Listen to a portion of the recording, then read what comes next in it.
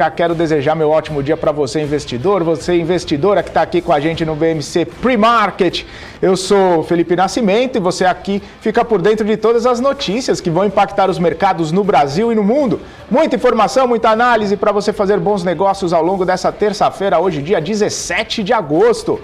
O dia começa com os investidores ainda de olho em todo o cenário que fez as bolsas mundiais caírem no dia de ontem. E se perguntando se os eventos vão continuar fazendo preço hoje também.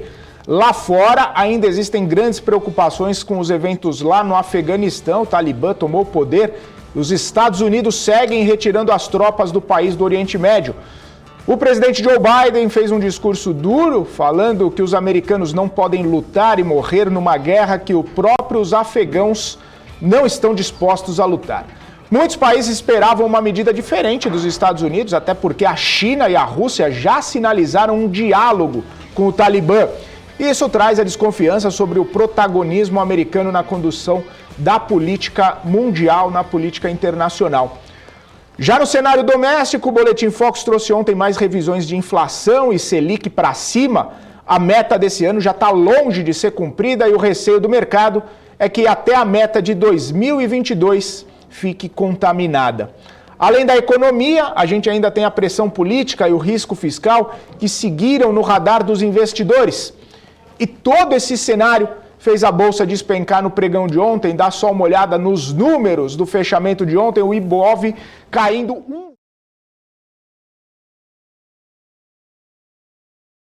1,80 pontos.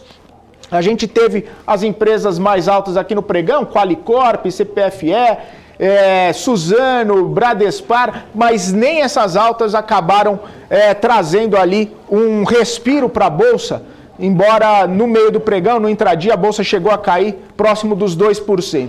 E aí os destaques ficaram mesmo nas mais baixas do pregão de ontem, com o CVC, que trouxe resultados também, trazendo inclusive resultados fracos, acabou não segurando, caiu 8,55%. Embraer também caiu 6,44% no pregão de ontem. Via, que é a antiga Via Varejo, agora é Via, antiga Vevar, agora mudou o ticker para Via 3, caiu 6,10% ainda nesse cenário aí das lojas do varejo sentindo os impactos da Selic mais alta, da inflação mais alta, toda essa questão aí. E Cogna também trouxe resultado e acabou sendo impactada. Hoje, inclusive, saíram alguns resultados de mais empresas de educação. Mas Cogna, no fim das contas, acabou caindo mais de 6%. E hoje as preocupações com o Afeganistão seguem na pauta. Além disso, o presidente do Banco Central americano fala aos estudantes. E todo mundo fica de olho em possíveis sinalizações sobre a política monetária, além da retirada dos estímulos na economia americana. Alguns membros do Fed já disseram que essas mudanças podem e devem ser antecipadas. Nos Estados Unidos também tem os dados da produção industrial e as vendas no varejo que os investidores monitoram. Já aqui no Brasil, agora há pouco saíram os dados do IGP-10 de agosto. A inflação dos preços ficou em 1,18%, ante a elevação de 0,18% no mês de julho.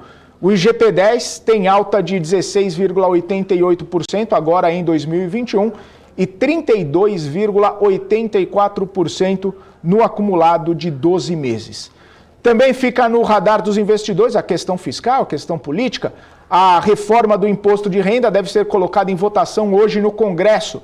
Mesmo sem consenso, o relator disse que não deve mudar o texto e vai colocar para votar a versão já apresentada. Empresários, estados, municípios, outras categorias também criticam o projeto, não gostaram aí de todas essas mudanças, dizem, claro, que vão ser bastante prejudicados. Vamos então agora falar com o Marcos Saravalli, que ele traz o tom do mercado para essa terça-feira. Muito bom dia, Marcos Saravalli. Conta pra gente o que você está vendo para hoje. Oi, Felipe, muito bom dia a todos acompanhando aqui as bolsas internacionais, né, depois de uma segunda-feira bastante volátil, né, o viés de queda persiste nas bolsas internacionais, talvez com uma intensidade um pouco menor do que a gente viu ontem, mas infelizmente a aversão ao risco continua hoje, né, e destaque também para as commodities, né, sem grandes oscilações, mas também com viés de leve queda, tanto petróleo como o minério de ferro. Lembrando que hoje a gente tem uma agenda bastante carregada, tanto de indicadores econômicos americanos aqui no Brasil e também uma agenda política bastante carregada, com foco aí na parte da reforma tributária, né, do imposto de renda. Lembrando que a gente terminou a temporada de balanço, né, os resultados vieram bastante fortes em relação ao ano passado, né, mostrando que realmente o segundo semestre deve ser uma tendência de recuperação, mas o mercado continua com uma aversão a risco muito alto, né, e também grandes preocupações em relação à nossa situação fiscal, trazendo uma volatilidade, né, ou seja, um estresse muito grande, principalmente nos DIs, né, nas curvas de juros mais longas, aí, trazendo e sinalizando essa preocupação do mercado ao longo dos próximos passos. Inclusive, o mercado revisando para cima a possibilidade de aumento da taxa básica de juros da Selic no curto prazo, né, já nessas próximas reuniões, ou seja, um pouquinho acima do que a gente esperava nas últimas semanas, tá bom? Vamos acompanhar aqui, né? Para o investidor de longo prazo, a gente continua reforçando que tem aberto boas oportunidades, né? Empresas ficando bastante descontadas em bolsa, né? Mas o cenário de curto prazo exige uma certa dose de cautela, também com a piora das tensões aí também geopolíticas ao redor do mundo, tá bom? Então vamos acompanhar, mas talvez o viés para essa terça-feira, uma leve queda, né? Talvez não tão intenso como ontem, mas infelizmente mais um dia com tendência negativa para essa terça-feira, tá bom? Já já a gente volta com o nosso gráfico do dia. Até mais, tchau! A China publicou nessa terça-feira regras um pouco mais detalhadas sobre o controle que vai exercer sobre as empresas de tecnologia.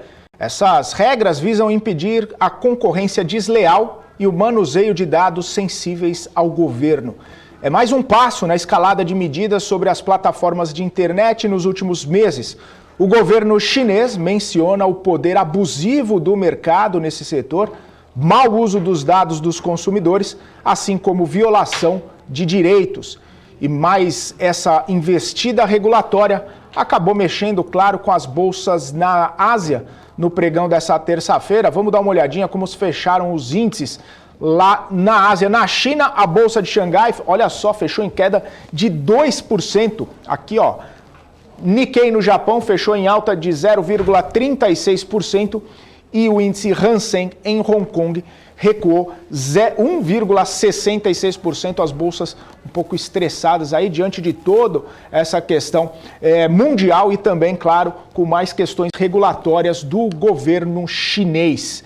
Vamos para a Europa porque tem uma série de resultados sendo divulgados por lá e a BHP registrou um lucro de 11,3 bilhões de dólares no ano fiscal de 2021, um salto de 42% em relação aos 7,9 bilhões registrados no ano de 2020. A gigante de petróleo e mineração também anunciou que vai fundir sua unidade de petróleo e gás com a Woodside Petroleum em negócio de troca de ações. A ação da BHP disparava mais de 7% nessa manhã na Bolsa de Londres. Vamos dar uma olhadinha como estão os números nas bolsas europeias nesse momento? A gente falando da Bolsa de Londres, inclusive é o único índice que está subindo nesse momento. FTSE no Reino Unido subindo 0,24%, as demais bolsas todas caindo. O índice Eurostoxx caindo 0,2%, CAC na França caindo 0,5% e DAX na Alemanha caindo 0,27%. Nos Estados Unidos, os índices futuros também seguem em baixa, também trabalhando no patamar de baixa, Dow Jones caindo 0,5%, S&P caindo 0,45% e a Nasdaq caindo 0,4%. A gente falando dessas bolsas caindo, das bolsas um pouco mais estressadas, as pessoas com um pouco de aversão ao risco, como bem trouxe o Marcos Saravalli no seu áudio do Tom do Mercado. E aí eu separei aqui para vocês, olha só, o índice VIX, né, que mostra a volatilidade das bolsas americanas, está longe das máximas, mas hoje segue subindo aí cerca de 7%, 6 e pouco por cento, 7%. Esse indicador, ele é bem volátil mesmo, a gente está vendo aqui nessa projeção de alguns meses, né, de algumas semanas, olha só a volatilidade dele, ele não está tão em alta assim, como a gente pode, até vocês conseguem ver aqui, ó, nesse momento. O recorde do VIX é lá para o 85, hoje a gente está em 17, né, o índice do medo, mas a gente registrando aí essa alta de acordo com toda essa volatilidade que a gente tem visto nos mercados, o índice do medo e inclusive o medo dos investidores em relação aos ativos de risco, tá? E agora eu quero trazer o Marcos Saravalli novamente, né? Porque ele disse que ia voltar com o gráfico do dia e está trazendo uma curiosidade bem interessante sobre os carros mais vendidos no mundo. Olha só o gráfico do Marco aqui. Conta pra gente, Marco. Oi, Felipe, muito bom dia. Voltando aqui para o nosso gráfico do dia, a gente tem um infográfico disponibilizado aí pela Budget Director Car Insurance, destacando os veículos mais vendidos no mundo com os dados de vendas do final do ano de 2019, tá? Deixa a curiosidade aqui, depois a gente vai subir no nosso Telegram, tá bom? Também no Telegram da BMC, com os carros mais vendidos em cada país, né? Aqui no Brasil acho que não tem nenhuma surpresa, mas com destaque aqui para a montadora Toyota, tá? Por vários anos seguidos, ela foi a montadora mais valiosa do mundo, né? Depois sendo ultrapassada pela Tesla, mas dominando as vendas em 41 países, sendo mais de 100 países contabilizados nessa pesquisa, tá? Ou pelo veículo aí Toyota Corolla, tá bom? Esse é o destaque do nosso gráfico do dia, uma curiosidade dos carros mais vendidos no final do ano de 2019, tá bom? Então tenham todos uma ótima terça-feira e já a gente se vê em breve. Até mais, tchau! Vamos então agora aos destaques corporativos. A BRF vai investir 80 milhões de reais em parque eólico em parceria com a AES Brasil Energia. O acordo com a elétrica prevê a construção de um parque para autogeração de energia eólica no complexo de Cajuína, no Rio Grande do Norte. A Camil está na reta final para comprar a Santa Amália por 410 milhões de reais. A empresa hoje pertence ao grupo peruano Alicorp. A aquisição marca a entrada da Camil no segmento de massas, mistura e achocolatados. A Hering aprovou o encerramento do programa de recompra de 5 milhões de ações ordinárias. Até o momento, a Hering conseguiu recomprar 4,3 milhões de ações. A BR Properties fechou um contrato com o Fundo de Investimento Imobiliário VBI Logístico, administrado pelo BTG Pactual, para venda de parte de um galpão logístico em desenvolvimento. O valor da negociação é de 123 milhões de reais. A Vitia Fertilizantes definiu a faixa de preço entre R$ 8,60 e R$ 10,30 para o IPO da companhia. Esse IPO da Vitia pode movimentar cerca de 395 milhões de reais. E na temporada de resultados, a CEMIG registrou um lucro líquido de 1,94 bilhão de reais no segundo trimestre, uma alta de 80% na comparação anual. O EBITDA somou 2,59 bilhões de reais, um crescimento de 39% em relação ao mesmo período do ano anterior. Outro resultado é da PetroRecôncavo, que teve um lucro líquido de 94,5 milhões de reais, revertendo o prejuízo reportado no ano anterior. O EBITDA cresceu 10% no período. A Edux também reverteu o prejuízo e lucrou 116 milhões de reais. O EBITDA somou 348 milhões, uma alta de 213% em relação ao mesmo período de 2020. Nessa onda de reverter prejuízo, a Cruzeiro do Sul também fez o movimento e lucrou 28 milhões de reais nesse segundo trimestre. O EBITDA da Cruzeiro do Sul somou 125 milhões, mais do que dobrando o valor do ano anterior. Vamos desejar um ótimo dia aqui a todo mundo que está nos acompanhando. Olha só no nosso portal bmcnews.com.br, o Peter Santana por aqui, o Valdeberg Falcão, Fábio Ornelas, Peter Santana, Wilson José, a Débora Oliveira está por aqui, André Simões, Leandro Barral. Olha o Sandro Figueiredo aqui, desejando um ótimo dia para todo mundo. Muitas pessoas, inclusive, acompanhando a gente aqui na BMC News desde a temporada de balanço, que começou às 8 horas da manhã, com a Débora Oliveira. E aqui o Helder por aqui falando, colocar a Giovana ao vivo no pre-market também, hein? Olha só, vamos pôr a Giovana para trabalhar. Larissa Valdívia, Tá por aqui, baixou o Mussum no Felipe. O Helder, a Giovanna Locatelli, tá por aqui também. Elcio Santos, o Rodrigo Rosim, David Guglielmo, Karen Caxuro, o Thiago Rafael por aqui também. Ótimo dia a todos vocês, viu? A Larissa Valdívia, o Emerson Duarte. Olha a Nanda Vasconcelos aqui com a gente também. Muito legal, hein? Bruna Rezende, o Rui das Neves. A Nicole Paula de Matos, olha a Nicole aqui, bom dia Nicole, tudo bom? Sardinha Mutante, Cristiano Godoy, enfim, todo mundo aqui acompanhando desde cedo a nossa programação, sejam muito bem-vindos, muito obrigado por estarem aqui, Daniel Pagnin por aqui também. E aqui com a gente também, como todos os dias, está ele, o Guga Almeida, trazendo a sua visão também, sua análise, suas perspectivas para o mercado todos os dias no BMC Pre-Market. Ótimo dia para você, Guga. Boa terça-feira, tudo em ordem por aí? Ótima terça-feira para todos nós. Bom dia a todo mundo. Vamos que vamos. Tivemos um dia de correção mais intensa no dia de ontem. Fomos lá para os 119 mil pontos. Mas, como os bons analistas vêm falando, existem bons resultados atualmente. E quem sabe nós aí para o curto prazo não vamos ter aí um trigger interessante para fazer com que a gente tenha a retomada das altas. Pois é, Guga, e a gente vem conversando, né, ao longo desde a semana passada, você dizendo que espera um gatilho aí para a Bolsa voltar a subir, mas nas nossas conversas você sempre fala que, olha, minha visão para baixa hoje está assim, está assado. E ontem você chegou a falar ali que sua visão, o mercado poderia chegar aos 119 mil pontos e realmente o mercado chegou, não tivemos aí aquele gatilho altista, mas a gente teve o gatilho baixista chegando naquela zona lá de 118, 119 mil pontos. Aí eu queria saber o que você está vendo para hoje, o que você está vendo para esse mercado que dia após dia está estressado aí. Vamos lá, vou compartilhar aqui com vocês a minha tela. Quero só... eu já tenho uma ideia do que pode ser o gatilho altista, Felipe. Depois me pede aqui que eu vou deixar aqui para o pessoal vamos falar, que eu estou acompanhando nesses níveis de preço que pode ser o nosso gatilho altista. Mas, enfim, vamos aqui para o mercado neste momento, tá?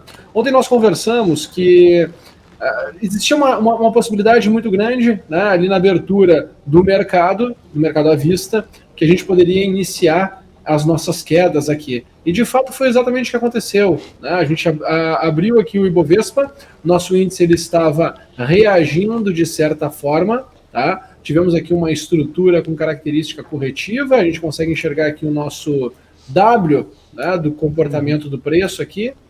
Não sei se o pessoal está conseguindo... Opa! Deixa eu só trocar aqui.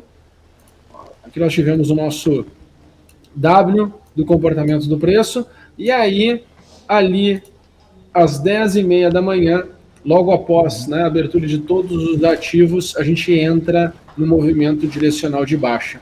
Tá? Para hoje, Felipe, eu estou exatamente com essa região aqui dos 118.700 para não ser superado, porque uma aceleração deste movimento me leva o mercado a vir trabalhar aqui, ó, lá no 118, chegando a perder um pouco o 118, podendo bater a 117.900, tá? Esse é o meu cenário de baixa, esse é o meu cenário de correção, ok? Já o meu cenário de alta, Felipe, ele não é pequeno não, tá? Eu acredito que a gente tem espaço para voltar lá para a região dos 120 mil pontos, tá? 120.200, havendo aí algum estímulo mais interessante. Então nota, né? Estamos ainda nos 120 mil pontos. Não é uma grande queda, Felipe, não é algo assim que os investidores têm que pensar assim, puxa, como está dolorido, né, essas posições. Principalmente para aqueles investidores que estão bem posicionados em ativos, né, que têm valor, né, não estejam naquelas operações assim muito especulativas, porque querendo ou não, se nós pararmos para observar o movimento de ontem, Felipe, me parece que foi um movimento muito mais desenvolvido por pessoas físicas dentro do Brasil do que se a gente fosse imaginar o investidor estrangeiro. O dólar ele não fechou acima dos 2,30, o dólar fechou ontem com 0,12% de alta. Então tem alguns rastros, Felipe, que a gente vai analisando, a gente vai interpretando.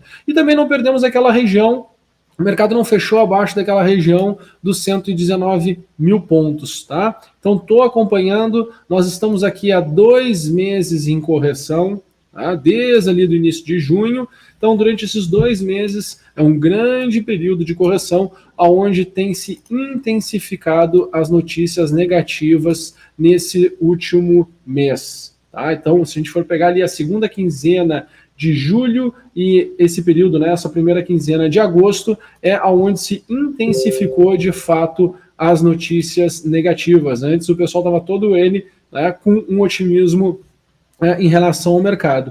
E a correção, né, ela está acontecendo, nós temos que ter um critério claro e objetivo para estarmos posicionados. Então, apesar do cenário ser, vamos assim dizer, promissor para um próximo rally, porque a gente estava aqui na região dos 130 mil pontos, tivemos toda a correção. Para mim, um próximo rally é algo bem intenso, bem forte, que precisa de um trigger que justifique. Nós aqui, desde o dia, só para a gente se situar, desde o dia 19 de julho, nós estamos com os indicadores mostrando, apontando para baixo. Então, é muito importante o investidor ter um critério para estar posicionado, e tomar posição, tomar risco é diferente de analisar um determinado ativo e dar uma opinião sobre o mercado. Entendi. Ô Guga, eu tava aqui pensando, né, que nesse gatilho que você falou aí, será que você podia compartilhar com a gente? Você falou do gatilho autista ali, eu tava pensando, matutando aqui, tentando fazer alguma espécie de adivinhação aqui, mas eu não consegui. Acho que é só contigo mesmo. Né? Eu estou acompanhando um pouco de movimentações, principalmente em Brasília, e estou acompanhando aqui os próximos passos das reformas. Eu acho que o Brasil ele precisa dar uma mensagem positiva para que volte a ter os ânimos. Tá? A gente está com essa questão toda de inflação, provavelmente o investidor estrangeiro tende a continuar com a movimentação de cash and carry aqui dentro do Brasil, operação, né, uma vez que a gente está aí com as expectativas de que a taxa Selic vai... se imagina 7,5% para o final deste ano.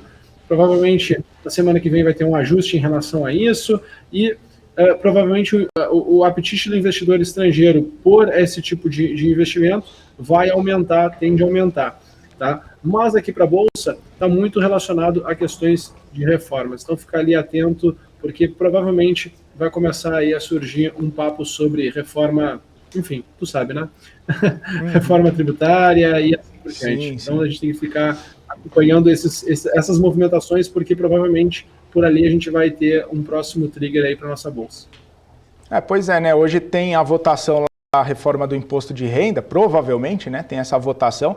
E aí, se isso realmente acontecer, aí talvez abra espaço aí para outras conversas, né? Mais ou menos nesse sentido que você bem comentou. Ô Guga, deixa eu te perguntar então, uma coisa. Perdão, pode continuar, desculpa. Só para entender, né, não adianta nada a gente... Depois que começa o movimento, não é o momento da gente refletir sobre. Né? Eu, como investidor, eu sempre começo a olhar o contexto, o momento que nós estamos, e de fato, né, vem corrigindo, e isso gera dor de barriga em todo mundo, né? Todo mundo fica um pouco desconfortável com os movimentos de queda, mas tu tem que começar, não estou falando tu, né, Felipe? Tu falou como se fosse, tu tem que começar, eu conversando comigo mesmo. Eu falo assim, poxa, Gustavo, tu tem que começar a enxergar e tentar traçar o próximo cenário, porque senão tu acaba sendo consumido pela atmosfera do momento e não consegue enxergar as janelas de oportunidade. Então eu já começo a desenhar, né, ontem no final do dia, depois do programa Geometria, eu já paro quando eu volto, né, quando acalmo as coisas em casa, eu já me sento e começo, beleza, quais são as cenas dos próximos capítulos? Né, e aonde está o mercado, para onde ele tende a ir e o que eu tenho que de fato focar, aonde de fato vai estar a próxima informação, a próxima notícia importante para que as coisas possam acontecer. E qual é o cenário? Né? Mudou o cenário, se por um acaso o mercado voltar a subir, qual é o cenário, para onde eu enxergo, quais são as projeções, aonde tem que acontecer, até quando tem que acontecer, porque...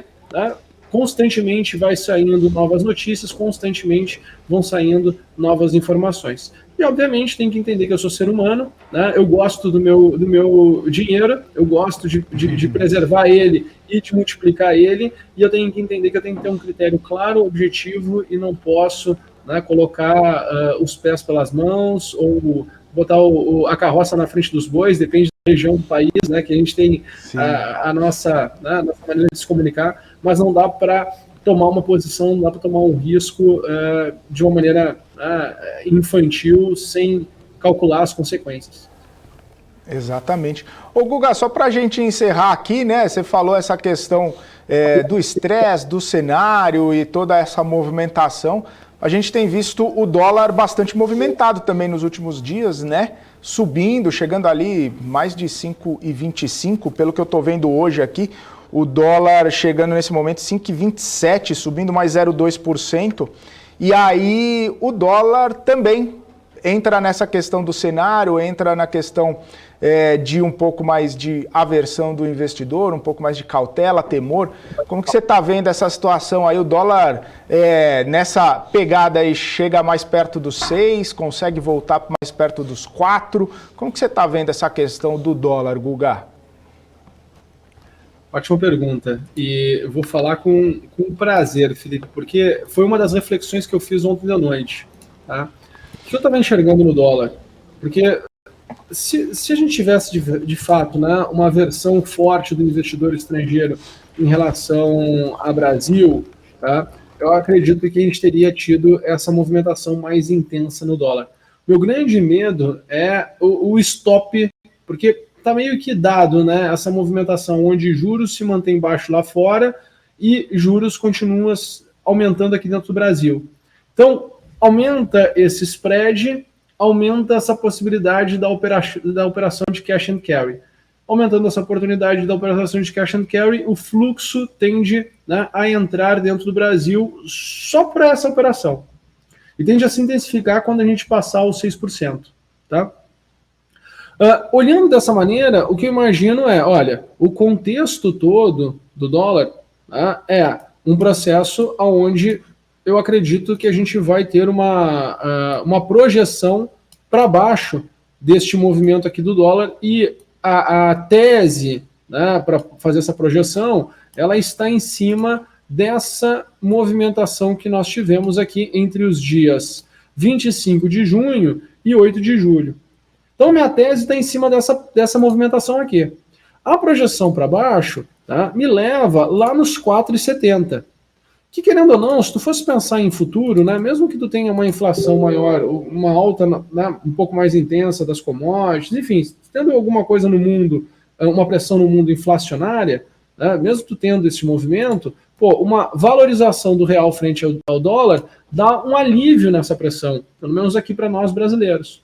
Tá? Então, o que eu enxergo positivamente olhando para o real é para cá. Aonde está meu medo? Meu medo é o fato dessa operação assim estar tão dada, vamos assim dizer, entre aspas, né, que o mercado já está posicionado, e se por um acaso o movimento não vier e o mercado tiver que se estopar, eu não duvido o dólar voltar lá para 5,50, 5,60, tá? Essa região aqui que é onde me aponta, 5,50, 5,70, tá? Que é a região que me aponta aqui quando eu faço a minha análise desse ciclo. Tá? Então, assim, eu estou exatamente com este cenário. Por hora, Felipe, mesma coisa, né? Tudo é uma questão de tu ter critérios.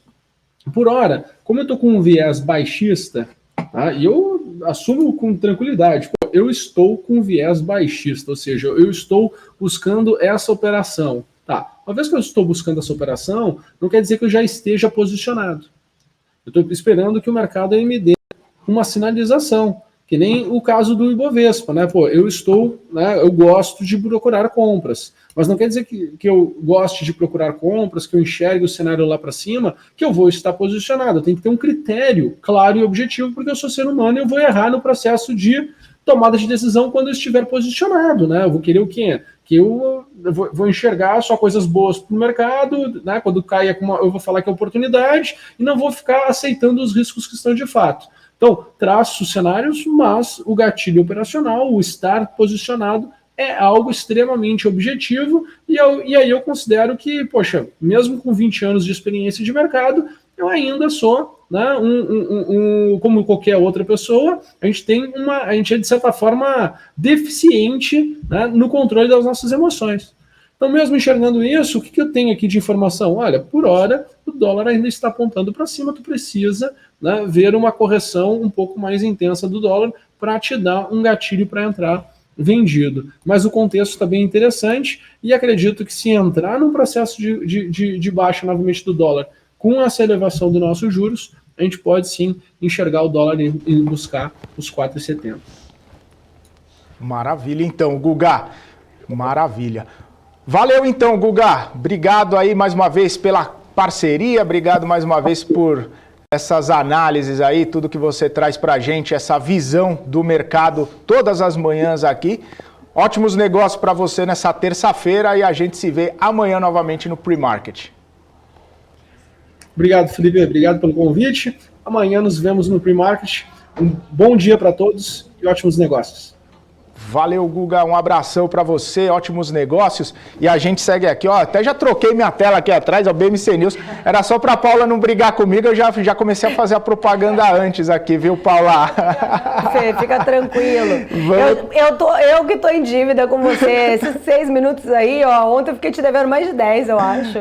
Fica tranquilo. Então é isso, obrigada, gente. Você, Paula, toca o barco agora, eu volto daqui a pouquinho, 12:30 no nosso BMC Market. Forte abraço a todo mundo e tchau, tchau. Até mais. Obrigada.